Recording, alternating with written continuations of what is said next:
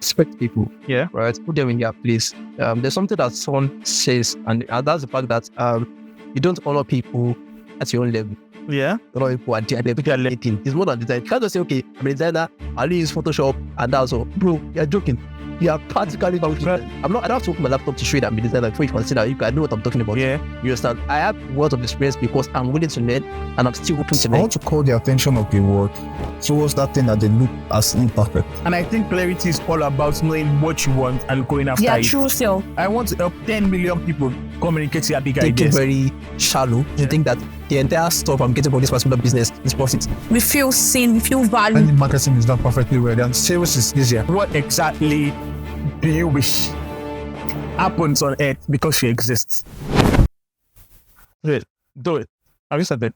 So welcome to the Welcome to the Clarity Podcast. Today I have someone special. It's a special episode, like I would always say, because I have someone that is more than special. It is beyond special. He has been able to do some amazing things. He's a graphic designer. He's a design educator. He has more than 7 years experience in the creative field as a whole. He's not just one person that has learned a lot of things and is gatekeeping it. He has been able to replicate some of the things he has learned and distribute it to a lot of people. He has capacity in a lot of ways. He's one person that that has a distinctive brand. He has been able to create something that people would identify in with, and he's just creative in another level.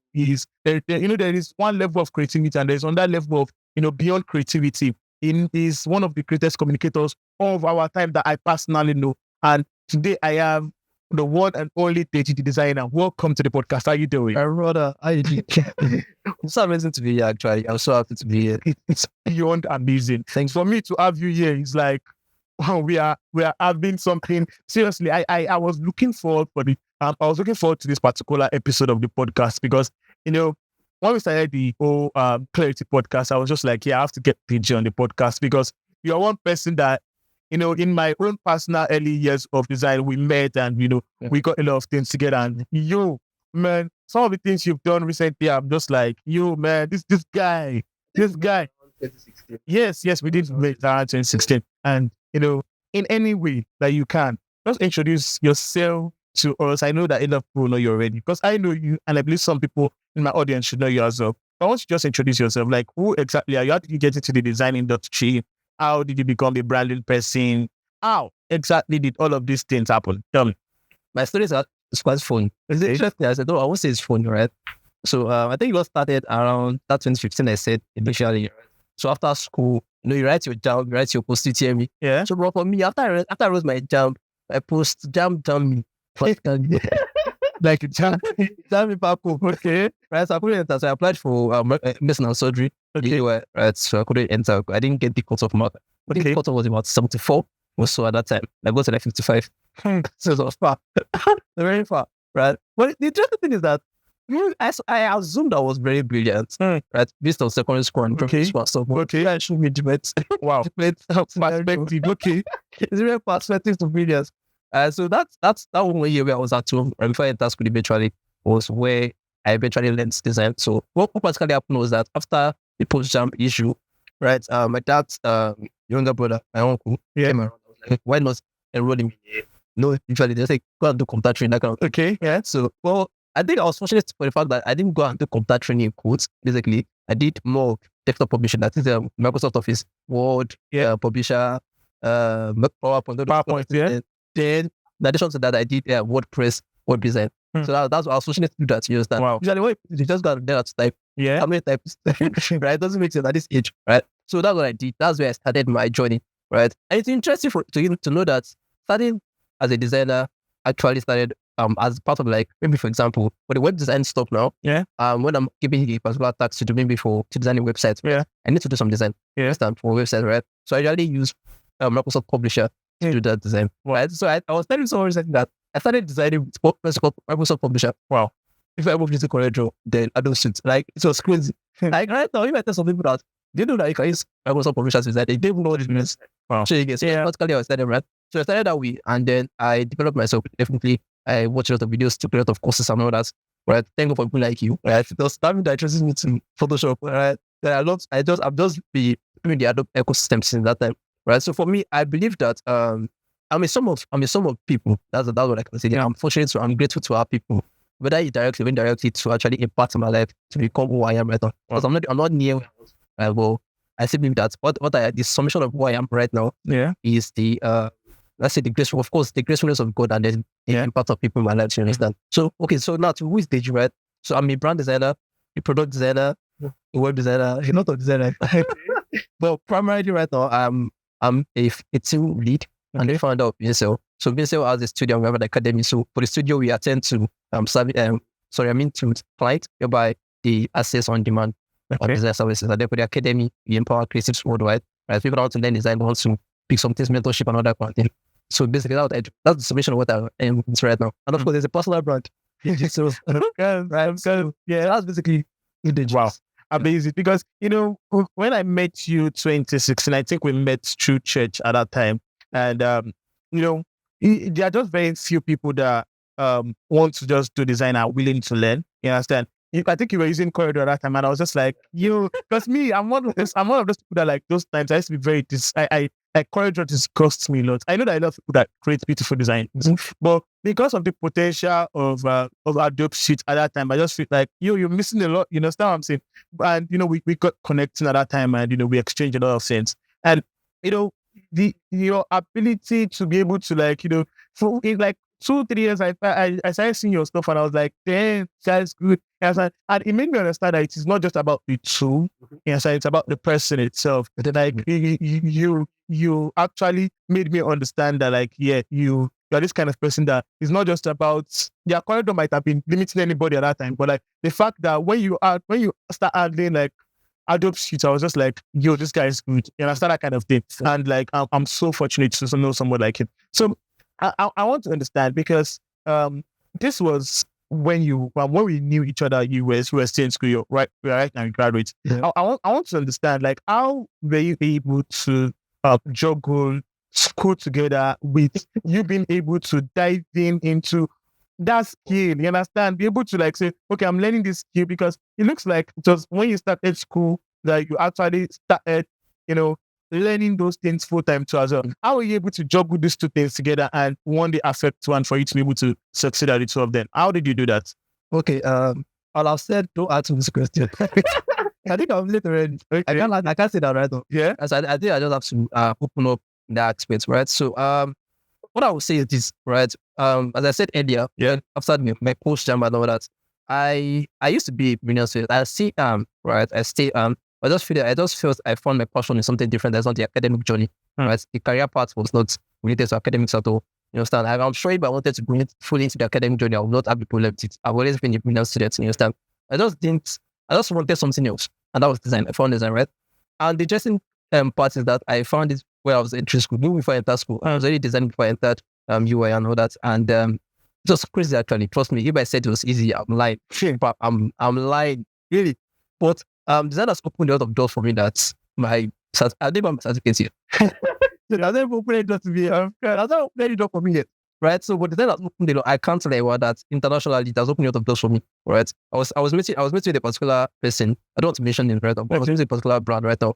I'm looking at working with their brands to do like an overall branding for them. Wow. Right? And currently they have about, based on our research from our agency, they have about 12 brands under that particular brand. Wow. So that's a whole lot. Wow. And it was not because I went to UI, but because, of course, not because I met a couple of people in UI. Yeah. That connection was there, right? But for me, juggling design and getting a degree with a school like UI, UI is crazy. When I studying Yoruba, they don't care. UI is very crazy, like very crazy.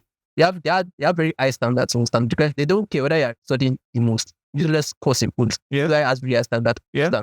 Right? So for me to juggle that kind of situation or environment like UI, and then to study a degree and get my degree and then still be a designer, learning also, it was a lot. Yeah. It was a lot. Number one, it was not perfect. That's what I was saying. It was not perfect. Number two was that I missed a lot of classes. I had a lot of best nights, right?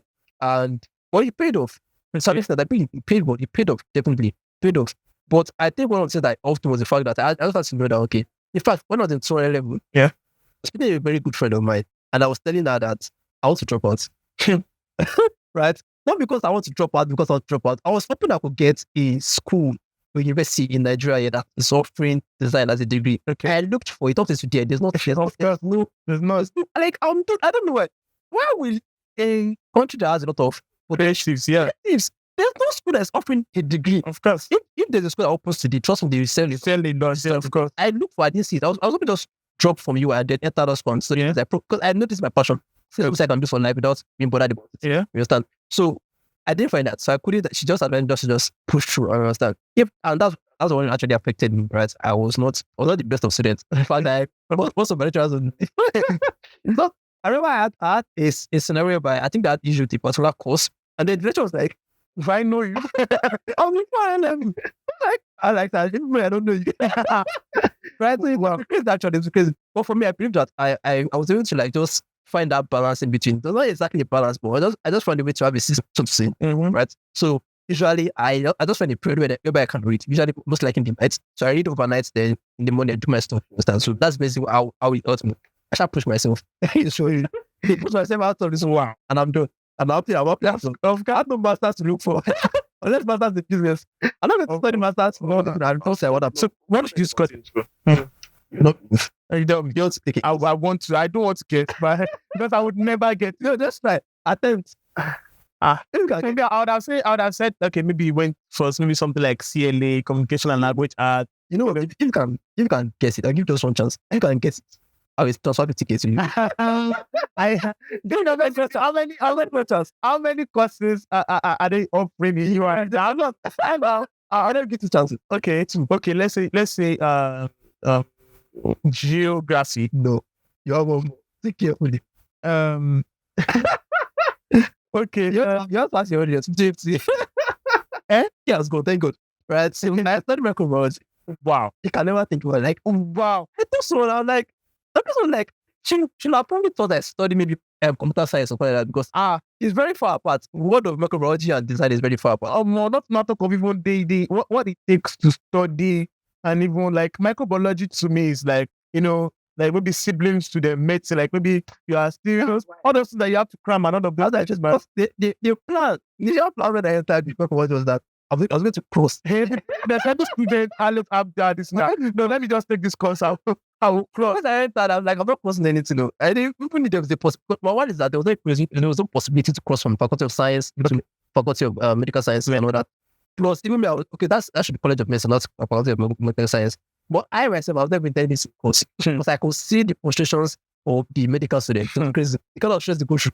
Wow. I just let me just stay here and finish. I'll just you know one thing, you're saying that you thought you were pretty brilliant and all of this things. My own story was quite different. okay. From in fact, I've had my parents ask me before that like, we know you are not done, which means which means I was done. I understand. But they are trying to console me. But sincerely, because in fact in school, the only time I passed, like I knew that like yes, I passed so well was when our exams. Am I supposed to be saying this on camera? Fuck it. Our exams was being done or typed in the place where I was learning computer training. Wow. Computer training. So my boss told all of us that check the question. You can't even find it. Like look for the question, you can't even find it. And every other person, Morris was with me that and we're together and everything. Everybody knew that like damn it, David would bring it out. So our boss that time was like, you can't even find it. I kept it in a secret place. Man, I was like, yo, are you kidding? Like, it's not just what you are teaching us here. Like, I know beyond. And I brought out your question. We took the questions, the most brilliant students in, like, it was math and English we even took that time because I remember that time when we were in SS Which student? It's like, come on, right? I said I was in guess me people like me. Maybe no, maybe that's very easy. I didn't say that. Yeah, I didn't say that. For real, no, sincerely. And what affected me those times was that I had always had this notion that I am not brilliant. Sincerely, like it's always in my mind that like me in my way, like sincerely, like so.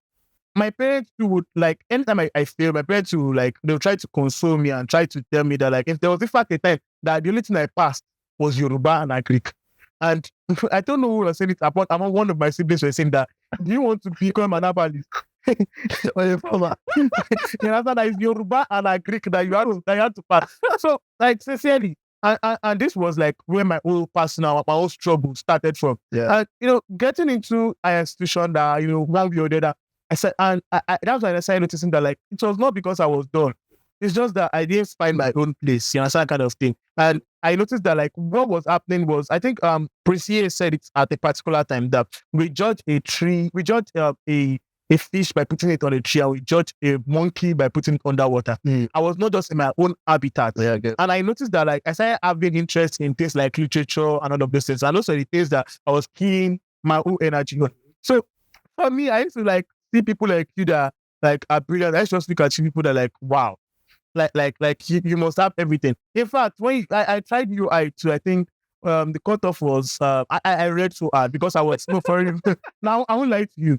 I read so hard. I was in Ibadan for a year. My parents, like, kudos to my parents, they paid for me to be in Ibadan for a year to just because I managed to read and pass JAMB, and it was amazing. I was already inside it because all my other friends had gone to school at this point, and I got 49. And the course I was going for, at that time, was 50, like 49. Yes. And I just been for you because even when I go home and I start reading books, my dad is always like, What's going on here? because for real, when I was little, I was always looking for a way to go out. But right now, when I go home, I started like 3 years ago, when I started going back home, when I was going home, my dad was just go out, do something recreational or something. And I'm just like, I'm inside there, I'm pressing my laptop, or I'm reading because I love reading books a lot. And my dad is always like, you didn't read these books when you were in secondary school. Right now, I have interest. It's not about school. Like, you manage an agency, and I know what it takes to manage people that work with you and all of those things. And at the same time, you do, like, the education aspects of everything. How are you able to manage both working with clients and, educating people? Because, see, I have had a lot of people. In fact, late last year, I talked to a lot of people. I brought out a video because of how much people have been saying that, like, we need you to, like, mentor us and all of these things. I was still speaking about this particular matter with someone recently, interestingly. Yeah. Because, especially in the world whereby people, designers generally, creatives generally don't want to resume in the physical office, so to say. Yeah. They want to just stay at home and work from anywhere in the world. And while that's fine by me, right? There's a struggle whereby you want the best of productivity from your team, and you're trying to still not be harsh on them because you understand the economy of Nigeria. Whereas, of course, we're in Nigeria together. Right? So you understand the economy of Nigeria, but you're still making sure that you want to get the best out of your team. Yeah. Right. So I think what has helped me is to have a structure. Okay. Have a structure. Right. I found that a way to help give people what they can do best. Okay. So, for example, if I want to do something like a brand identity design job, and not assign it to my team, I would not assign it to a product designer. Okay, of course. You understand? So I would assign it to a brand designer. And I think one of the mistakes that companies usually make, right, generally speaking, is that they hire people, someone that can do 10 things at the same time. Okay. That's not the best case. Of course. Right? I don't want to maybe I want to go for me that I need a brain surgery. Okay. And I just I call us for neurosurgeons around the world. Yeah. The dentist is applying. Wait a minute. Bro. You get my point. Right? So that's the kind of thing. So I try as much as possible to get specialists. Yeah. Then the field I'm going to assign people to do. You understand? So now juggling, working with clients, managing the team, then educating people as well is a lot. But I found a structure to it, you understand? So most of the most fundamental thing for me is for me to have my day structured, even my week. So if my day is not structured, that would be structured. Because of course, like 7 days make a week. Of course, right? So if my day is structured, then my week can be structured that way. You understand? So and also I have many very bad habits. Actually, that's the fun fact, right? So one of my bad habits is that number one, I get lost in time. Okay. I get lost in time. So for example, if I'm working and I don't have alarm set, my calendar is not set, my events are not outlined in my calendar, I will just forget a lot of things. You understand? So for me now, I use at least 3 apps to keep me track. I use Google Calendar, I use a to-do list app, and I use alarm. I use those 3 things. So those things keep me productive. So I have the same event I set on those 3 stuff. So even if one beeps, and I probably didn't pay attention. The second one, people, third one, but I was taking things with people, no pay attention. So I have those three things at least, that's on the basic level, right? Okay. So I have that to keep me track to be productive. Yes. And now for managing my clients, usually they have this structure also to in a case whereby, okay, this is what we want to do. This is our project, right? This is the timeline, right? This is the agreements for us to do things. So I already have the project. I take the project from them, assign it to the agency themselves, and then I structure out a plan for them to make sure that, okay, this was expected from us as an agency. Yeah. You guys can work on this stuff. This is the timeline that's expected from us to do about these things. You understand? So for me, I think the most basic thing for me is the structure, the system. So if the structure is in place, the system is in place, and you know your own weaknesses, I know how to manage them. They have to go basically. Wow. Yeah. Because for me personally, I would say that structure is everything. If you don't have a structure, to get things done most times, even in your design process, if there is no way you do stuff, people won't find you serious. And I think that's like a very beautiful way to get stuff done. I would love to ask this question this way. For your learning process for design, how did you source for knowledge? Because I believe I know you're self-taught. Of course, you had people that push you through one way or the other. But how exactly did you get information that made you know that, okay, this is what I am meant to do. This is how to deliver the right thing to the client. How exactly did you learn? Because I want to understand, what exactly did you do to actually learn? Okay, so there's something that I've noticed about creatives, especially the current creatives you have now. Yeah. Right? And this is not for me to brag about the years of knowledge I have. Yeah. But because I'm someone that is very passionate about learning. Right? I'm not someone that wants to just say, okay, because I've gotten to this particular height in the design industry, then I can say, okay, I know everything. Look, I'm very space to say that. You understand? But a lot of creatives that are in the industry right now, they seem to know it all. Right? Something funny happened recently. I held a free class, and some guys were making some interesting takes on the group, and I'm like, okay, I paid for ad.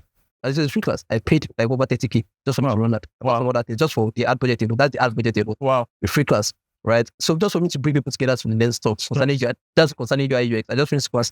And then some people were making some funny things on the class. I didn't respond. Okay. Because I've seen a lot of things around the internet space, and we're like, okay, so if someone paid for you, even you or something on this group, I paid for you to be in this class, of course, practically, right? And you believe that so to say, so why do my class?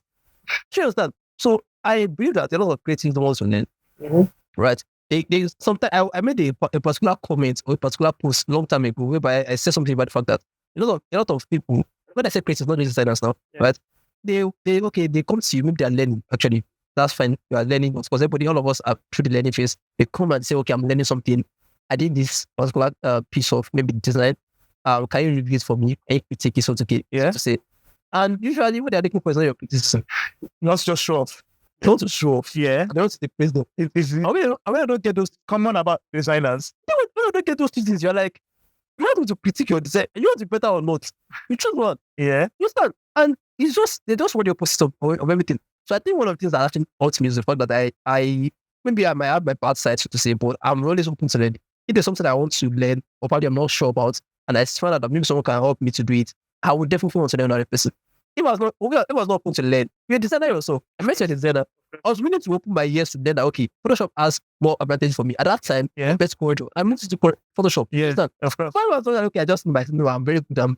I will not be where I am. Yeah, most likely, because right now I focus on the Adobe ecosystem. Yeah. In fact, I can use almost any software. I'm sure you can also use. Yeah, of course, any expert designers can do that. Understand? But if I was not able to learn to say, okay, this is the way to do things, you work around this, it's not easy for me to get, because the journey for being this self-taught designer, of course, I had people that helped me here and there, but I was primarily the success designer. It took a long time for me to get where I am. Because, of course, it was a structured course, so to say, that helps me be much faster. Well, I thought it was very slow. I'm sure you thought it was slow, but that extent, right? So I was open to learn. That's one of the courses for me. I was open to learn. I was open to indirect mentorship. I don't think I have any direct mentors. Okay, definitely have one, but that was just recently. That was just like maybe early this year, right? But usually I was just open to indirect mentorship. People like Chris Do. How you been designing? I don't know. You don't know Chris Do, right? And then it's all like Chris Do. Also, it's not also I have so like Tola Labi. It was from Tola Labi. He's a Nigerian himself. He's a consultant, right? He resides in Abuja, and he mentioned something about the fact. I was watching one of his videos long ago when he talked about the fact that it charged 500K. That was the first time I heard. That was about maybe like 3 years ago, 4 years ago. I was shocked that the Nigeria can charge 500K for logo. So those kind of people actually they inspire you to do much more than you do for any, right? You can't be charging 2K for logo designer, and someone is charging 500K. They don't have to wait. They're in the same country as you are. So those kind of people actually open my mind up to learn a lot of things, you understand? So I'm always supposed to learn, basically. And books, they can't joke. So most times, there's something you should post on your own page and you talk about it, it's podcast, it's more than design. And that cannot be true than anything. It's more than design. You can't just say, okay, I'm a designer, I only use Photoshop, and that's all. Bro, you're joking. You're practically joking. You're practically joking. I've met a lot of people and all our discussions, even though they're consulting with me, it's not about design. I don't have to open my laptop to show you that I'm a designer before you consider I know what I'm talking about. Yeah. You understand? I have words of experience because I'm willing to learn and I'm still open to learn. You understand? Yeah. Yeah. Okay, so when you talk about the fact that a lot of arrogant designers, the way they start and everything, because you know that like one of the things that I did from the beginning of like when we even met was I was teaching. I taught design for like 4 years. Yeah, definitely. Yeah, and one thing I have noticed with a lot of people is nobody wants to when someone designs something, they don't want you to actually critique. They want to show. Yeah, because I've been in that position before too, and I know how I feel. So like when I do something amazing, I'm not going to show you to critique it. I want to show you that like but it took me time to know that like you just don't know everything. You need to show people for them to see. In fact, till now, I don't put any design out until I show my team. And like of recent, I wanted to do a particular design, and we sat on that design for 3 days. You understand? Like. The fact that I am not I'm a variety designer and I'm not a social media, like basically the marketing designer, I had to like send it to like the marketing designer on my team. And, even though it somehow he looks up to me when it comes to design, I have to like honor him because it's what he is concentrated on. He's more niche in that. He's what he's specialized in. And, I just see myself growing every now and then like that. And I think that indirect mentorship is one thing that has helped me to personalities. One thing that has helped most of us to be able to like know that like, yes, okay, we are doing the right thing. Oh, we're not doing the right thing. Oh, this is how to do it right now. Oh, this should be what you should be doing. And all of those things. So it's amazing that like you could, figure out things because there are a lot of people that have started this journey of being a self-taught and, they just gave up because I've had multiple times that I've given up. Yes. And there was a time, in fact, I was still in school at that time. I went back home and I just told my mom that like, mom, I don't think I can continue this thing again. And she was like, asking why. Because I just felt like this thing is just too hard. I want to ask, like, have you had any occasion? Have you had anything that has made you feel like design is not for me? Like, let me just stop. Have you encountered anything like that? Okay. I think a lot of, especially if you are self-taught. Yeah, when I say self-taught, I put this out there. I don't mean that we did everything ourselves. Yeah, of course. Just meant that we did actually didn't go to check it. So being a self-taught person, designer, right? It's a lot. Trust me, it's a lot. And it's like one of the hardest routes to go through as a creative because a lot of things you are doing is mostly testing things, right? For example, I can liken it to when I'm running ads. There's something you call A/B testing, right? You're just testing. You want to say, okay, will this work? Will this not work? Yeah. For example, maybe I'm in Photoshop now, and I want to say, okay, I'm trying to learn a clone stamp tool. Yeah. And I'm trying to test, okay, this is how to use it. You have to press Alt, you have to press Control, that kind of thing. You do a lot of testing, and there's a lot of testing in it, right? So, for example, being a designer, you can't just learn Photoshop alone. That's just a tool of the entire areas of tool that you have for the designer. You have to learn design. You have to learn software tools. You have to learn how to relate to the client. You have to learn the business of design.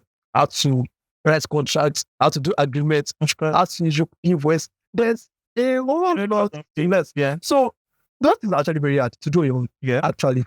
And when people come to me and say, okay, they want mentorship, and I look at you, I can almost sense you don't want mentorship. I can almost sense. Sometimes people just I've not. I think I can count the number of people that have come to me for mentorship. I will lose count. But no people have taken as mentees, being a designer. Yeah. Maybe one or two.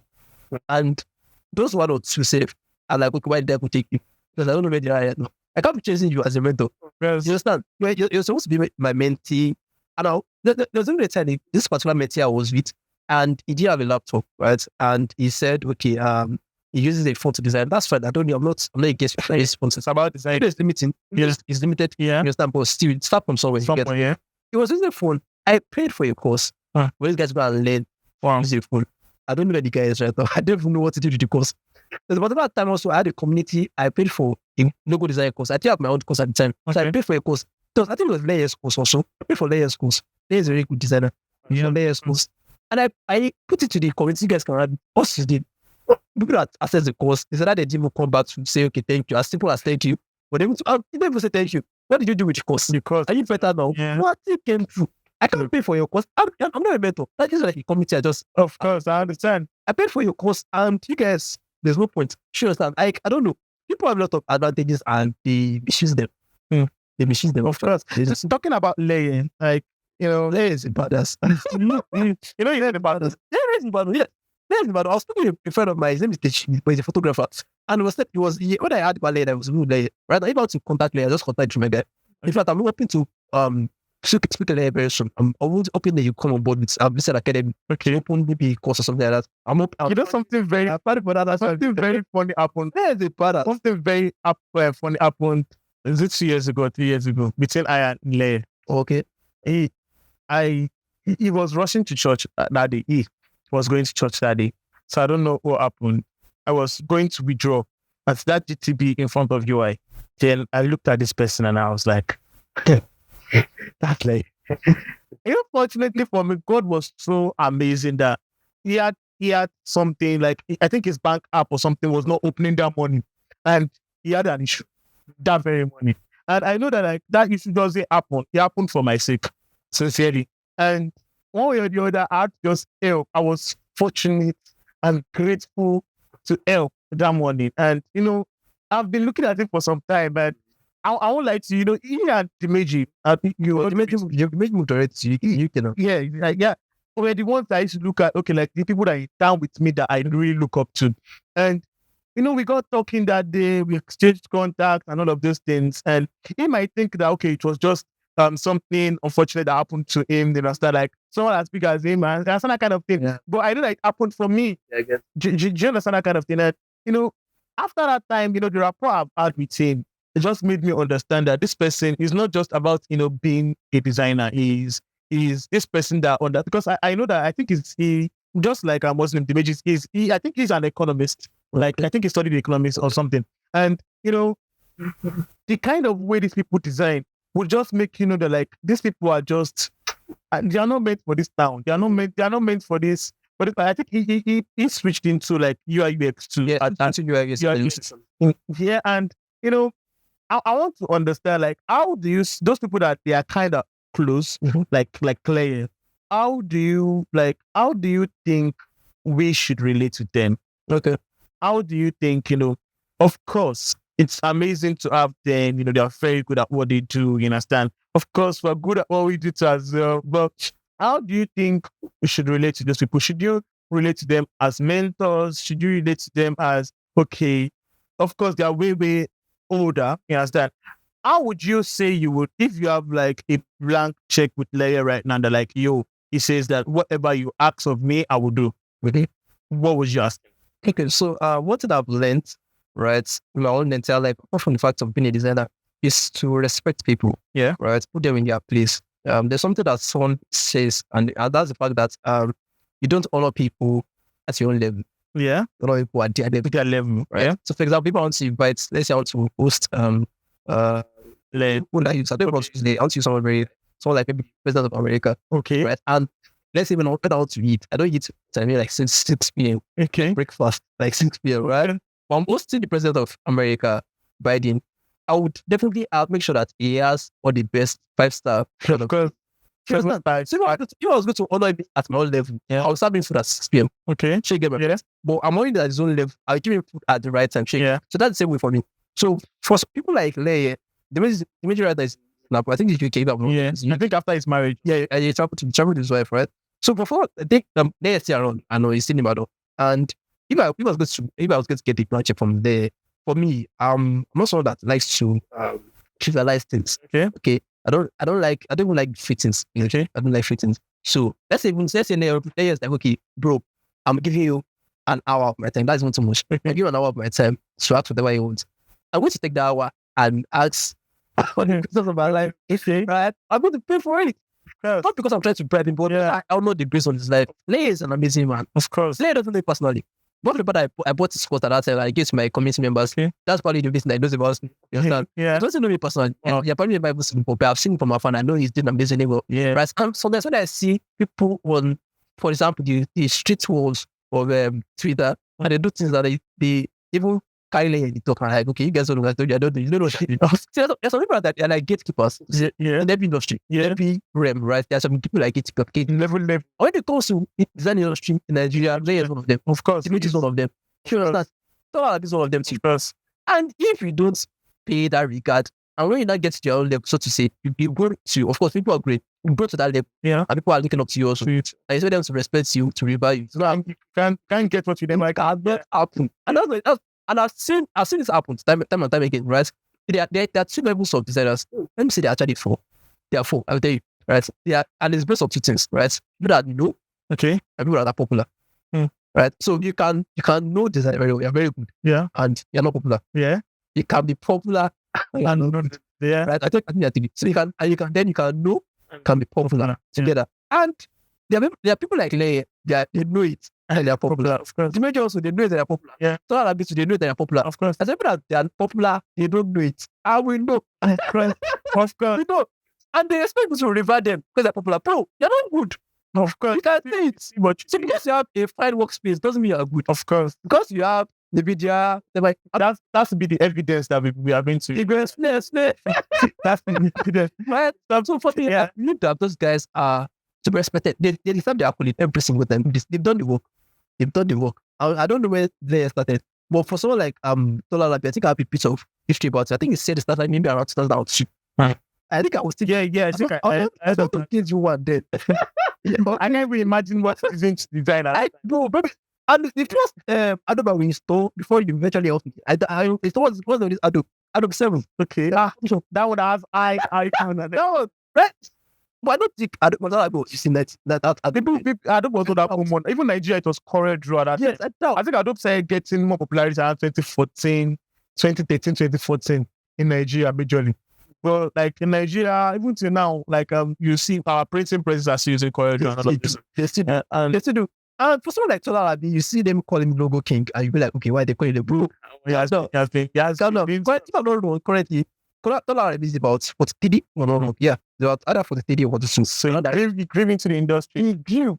He's a father, so to say. Yeah, of course. And I will say this out there. I'll be very stupid to say how to compete with him. Of course not. He's a mentor. There's no Whether indirectly or even if anybody's getting more jobs than anybody, it does not mean you are more than.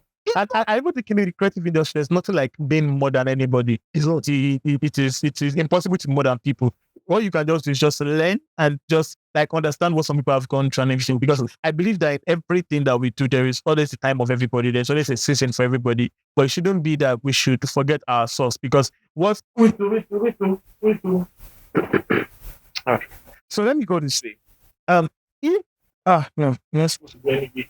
I have a question. He won't go. He won't go.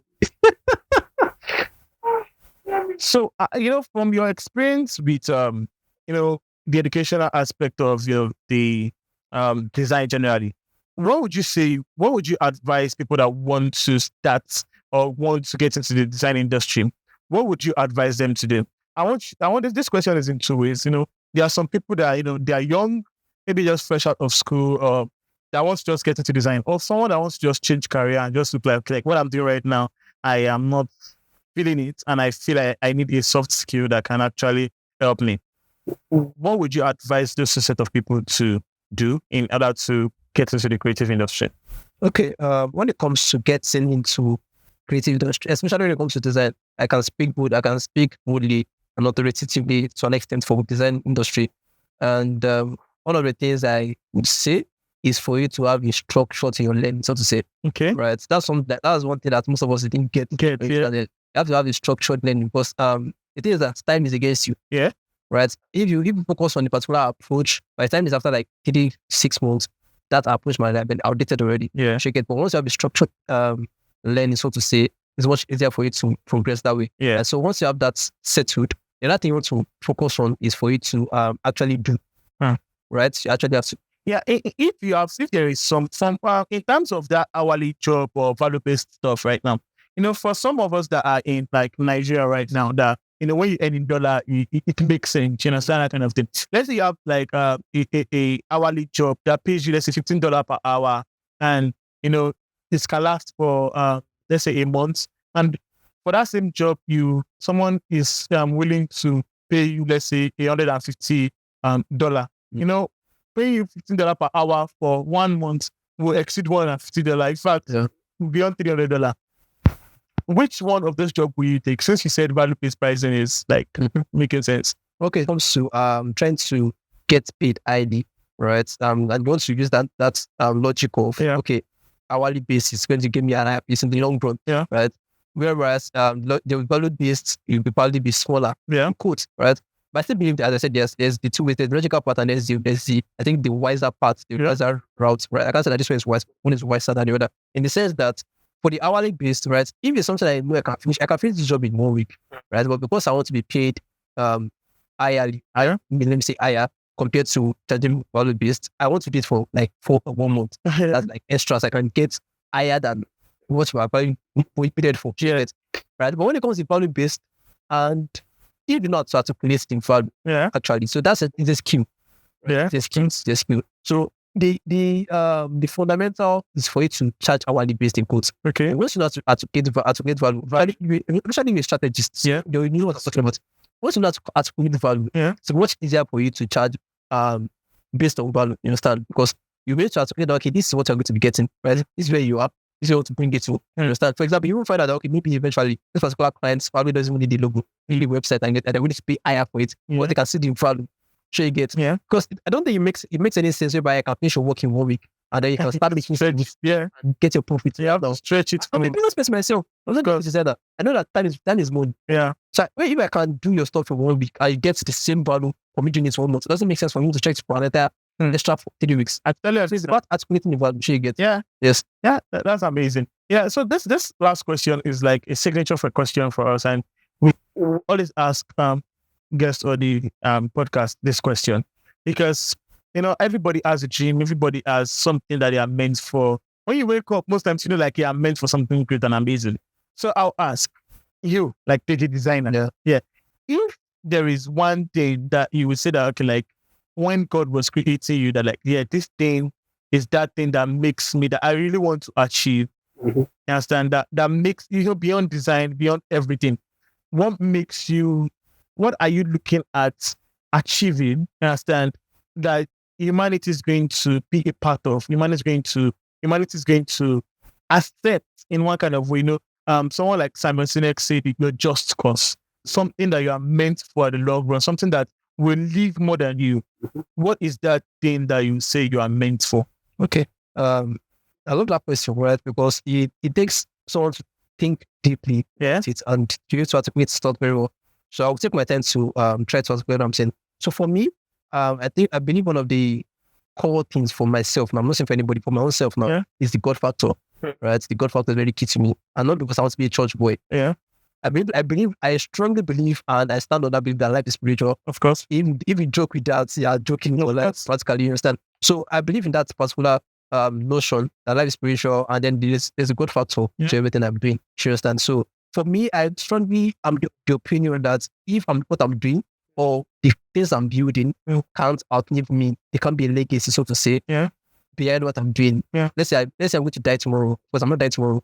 I die tomorrow, and then there's nothing for me to take my name to. For example, the recent happening of the recent Nigerian guy that died recently, there are a lot of things that were behind him, like can serve like legacy, to say, his songs and all that, you understand? So if there are things I've done in the past and up to this moment, and I'm building, so to say, like I'm not even if I think it doesn't even matter whether I finish building them. When they've been built to a particular level, you can actually think of them exactly to continue what they're doing. For example, someone like Dr. Maestro of Blessed Memory. Yes, messages are still used as background. Like So if there are things you have built and there's no even foundational structure, so to say, actually help this. So my direction is this.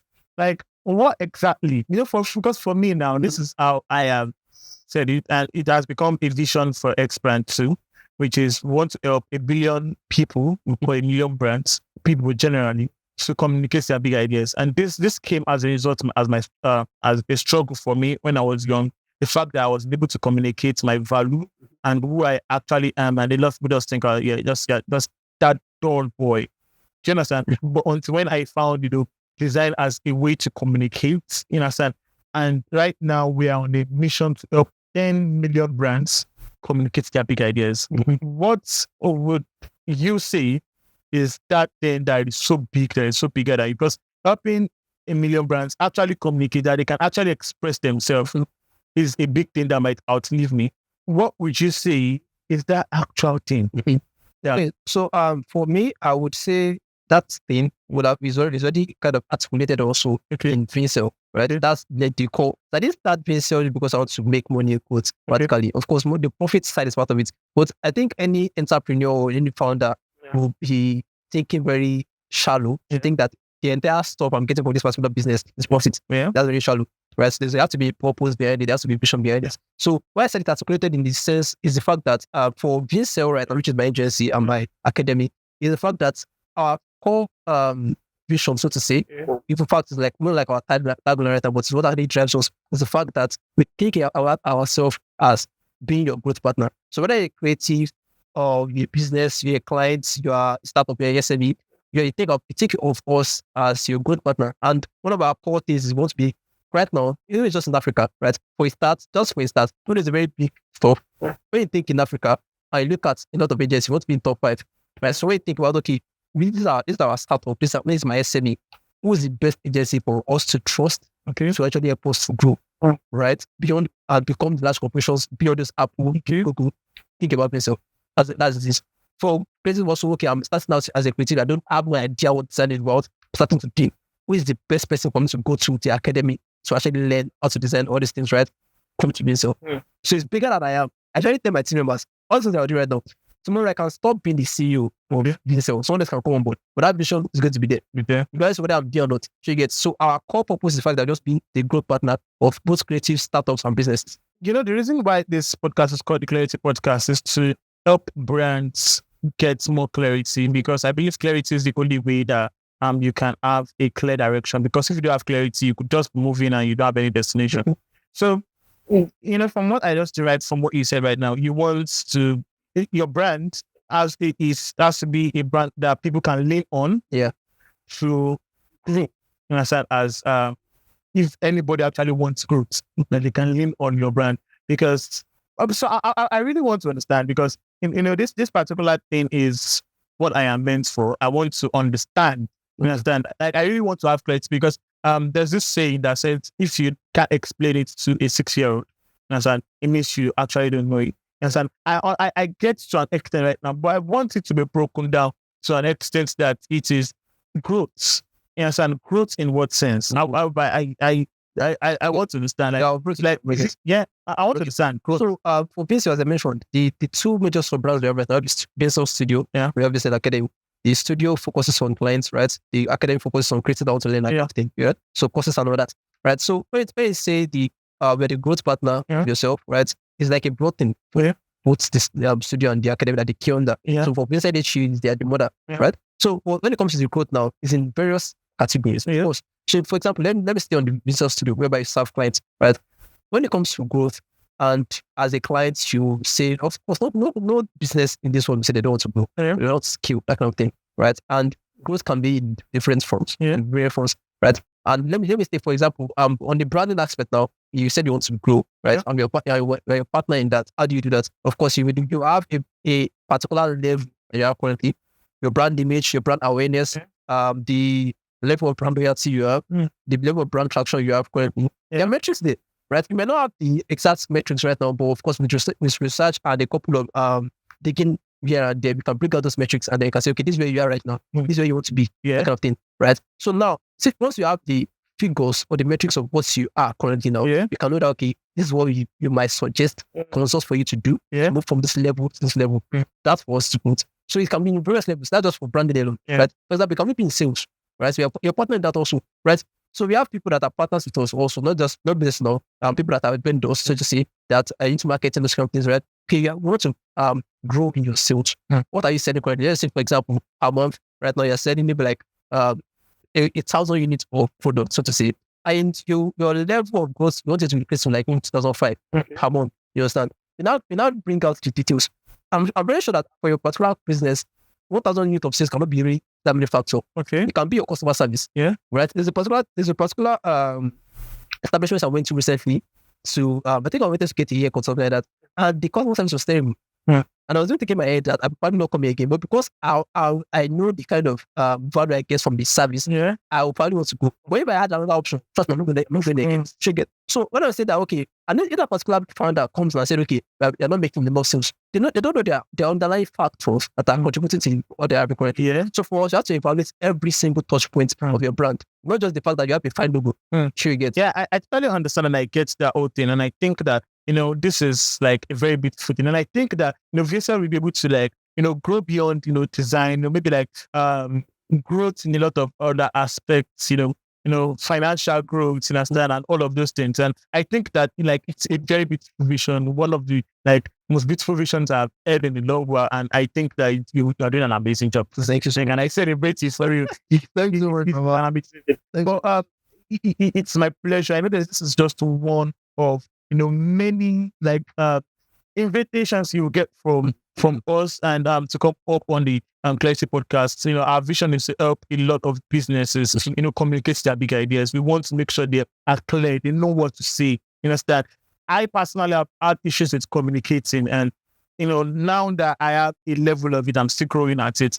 Now that I have a level of that communication, through design, we have writers, we have other people, we want to help people that think they don't have a voice, find their voice, understand? And that's why we want to help them communicate their big ideas. And that's what Expand is doing by, doing just more than, it's not just design, it's more than design, understand? And we know that like, a brand like you would collaborate with us to, and we'll collaborate together in helping people grow too as well. And I think it's an amazing thing, and may God help everybody. All right. So, it's an amazing session, and I can't thank you. I can't thank you more. Thanks so much. And thank you very much for being on the podcast. Anyways, thank you very much for watching this episode. I know that you must have learned a lot of things. If you have any questions for Deji or I, would be happy to get you the answers as soon as possible. So you know what it really is about. It's about clarity. It's about having a clear path, understanding what exactly to do part-time, what direction to go to, what direction to follow. You understand? And most times it's not just people telling you what direction. It is always flowing from within. It is from in out. And thank you very much. Take care. Like, share, subscribe, comment. I'd say it's been an amazing time on this particular podcast, and I'm so happy. And I hope that made me buy some another time, right? So definitely you have to subscribe. I don't need to tell you to subscribe, right? Like the video, subscribe, share to your friends and family, and I hope to see you in the next one.